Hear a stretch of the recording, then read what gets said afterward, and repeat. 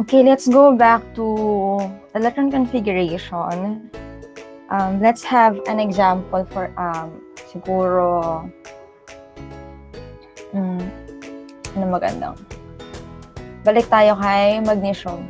That's 12 Mg. So for magnesium, the electron configuration will be 1s2, 2s2, 2p6, 3s2. So that is the electron configuration for magnesium. So for the orbitals, for S, meron siyang 1 orbital. So it can fit 2 electrons. 2 electrons. So for the p orbital, for the p, it has 3 orbitals and it can fit 6 electrons. For the D, meron siyang 5. For the F, meron siyang 7 orbitals. So it can fit 10. The D orbital can fit 10 and F can fit 14 electrons. Wherein, in one orbital, meron tayong 2 electrons each pero opposite yung kanyang spin. So orbitals can be represented by boxes.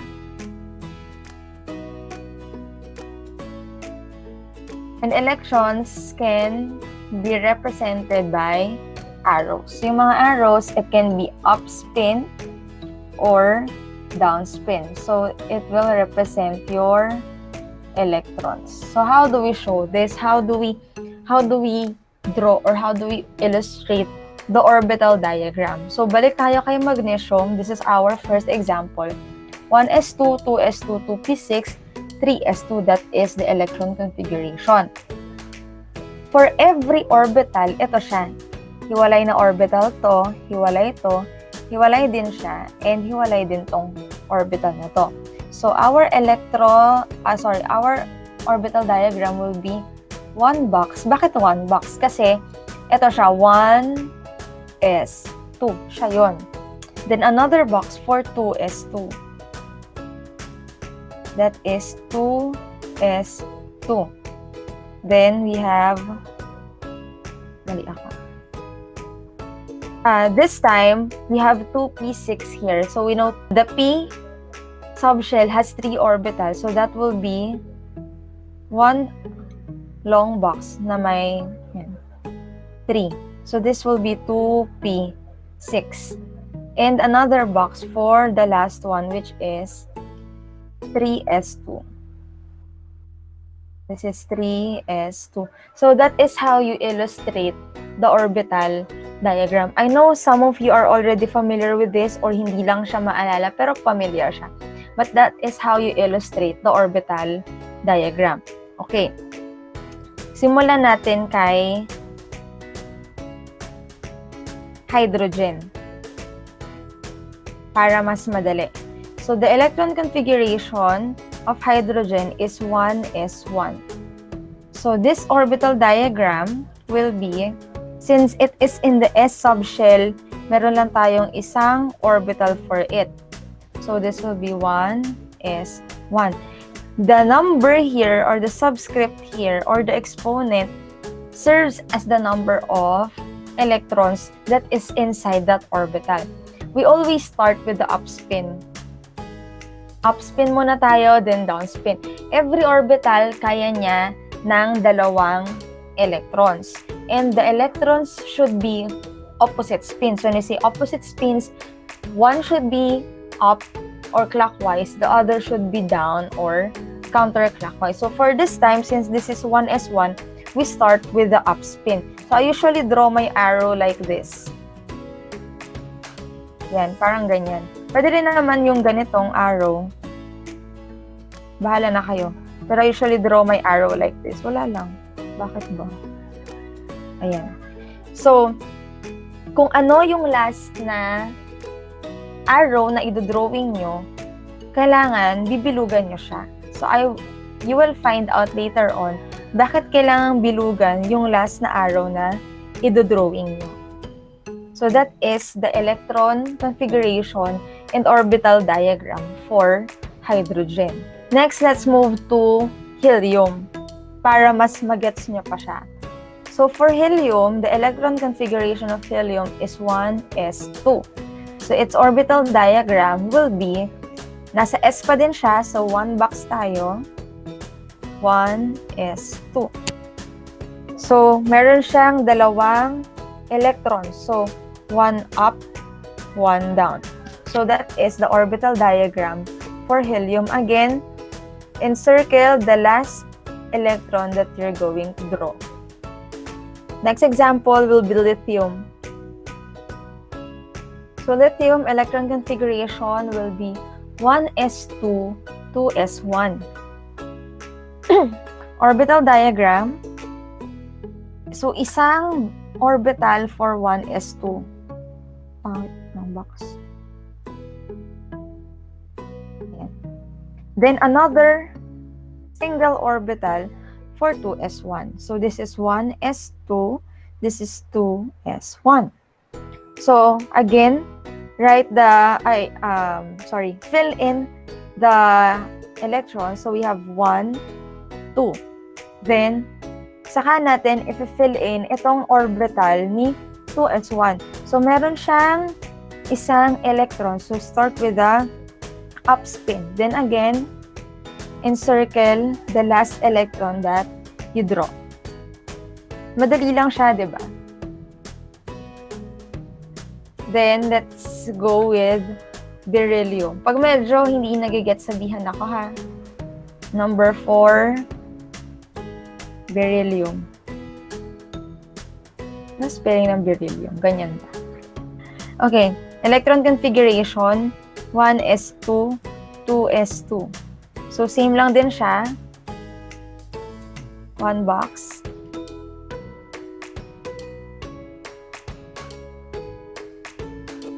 So, this is 1s2, 2s2.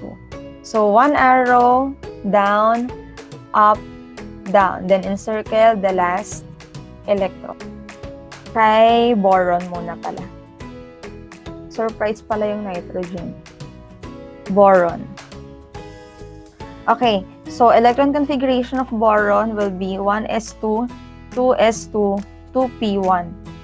Okay. Orbital diagram. So we have 1 box for 1s2. Another box for 2s2. This is 1s2, 2s2. How about for 2p1? Yung p orbital, meron siyang 1 na electron. How many boxes are we going to draw? Okay, so since this is in the p orbital, kahit isa lang yung laman niya, we have to draw 3 boxes. And this will be 2p1. So again, fill in 1, 2, 1. Then we have 2p here. Can we draw it anywhere in the orbital? In the p orbital? Pwede ba nating i-drawing siya kahit saan? No.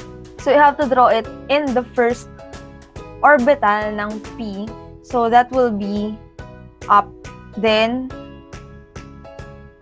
encircle the last electron. So again, just a reminder, you are not allowed to put it anywhere. Kasi according to the Aufbau principle, kung babalikan natin yung Aufbau principle, you have to fill in first the lowest orbital possible bago ka mag-proceed on to the next one. Ganun yung kailangan natin gawin para maayos yung ating ang ating orbital diagram. Okay, so since we're done with boron, now let us proceed to nitrogen para alam niyo lang yung mga possibilities. Example number 6, nitrogen. The nitrogen, electron configuration of nitrogen, 1s2, 2s2, 2p3. Okay, orbital diagram. So 3 boxes again for the p orbital. So this is 1s2, 2s2, 2p3. Okay, so same with this, 1, 2, 3, 4. Okay, how do we write or how do we illustrate the electron, the orbital diagram In filling up the orbitals, ganito yung gagawin natin. We have to fill in muna those with the same spin. Okay. Kailangan muna natin yung magkakapareho ng spin. We should not put it like up, down, no. Ang gagawin natin, punuin muna natin yung mga magkakapareho ng spin hanggat kaya. And kapag kinulang yung ating orbital, saka tayo babalik dun sa unahan para mag-fill in naman ng mga opposite spin. So, how do we do that? So, for example, we have here 2p3. So, tatlong electrons lang ang kailangan natin. Ang gagawin natin, unang orbital, up spin.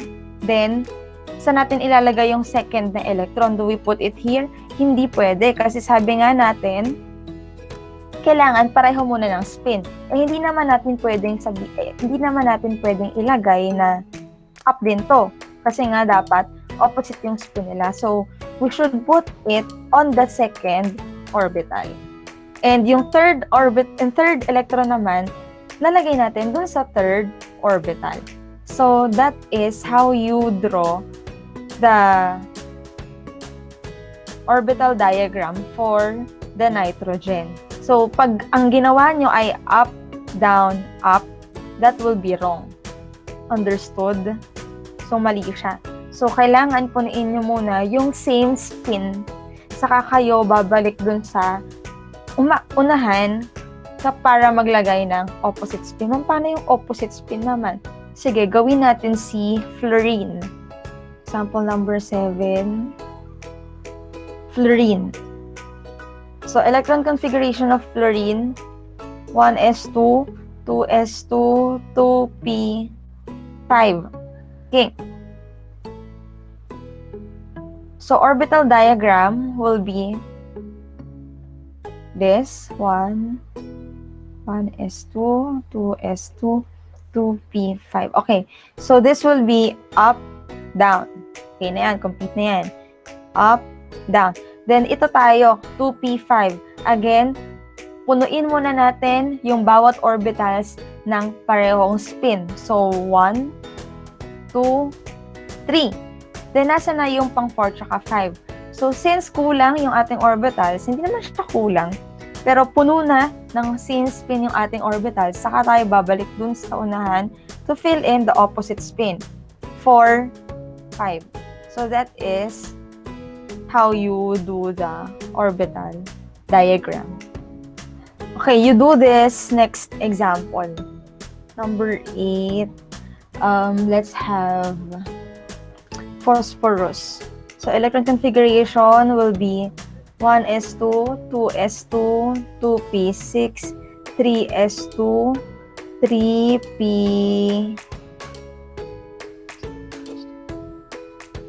3p3. Okay, so now on your own, you do the the orbital diagram for phosphorus. Siguro kaya na ng 3 minutes. Then I will show you the answer after. A few minutes later. Okay, so this should be your answer. Dapat your orbital diagram, this one is 2, 2s2, 2p6, 3s2, 3p3. So 1, 2, 1, 2, 1, 2, 3, 4, 5, 6, 1, 2, 1, 2, 3. Okay, so this should be your final answer. Who got the same as mine? Okay, so for those who tried, thank you very much. Okay, so that is how you do the orbital diagram.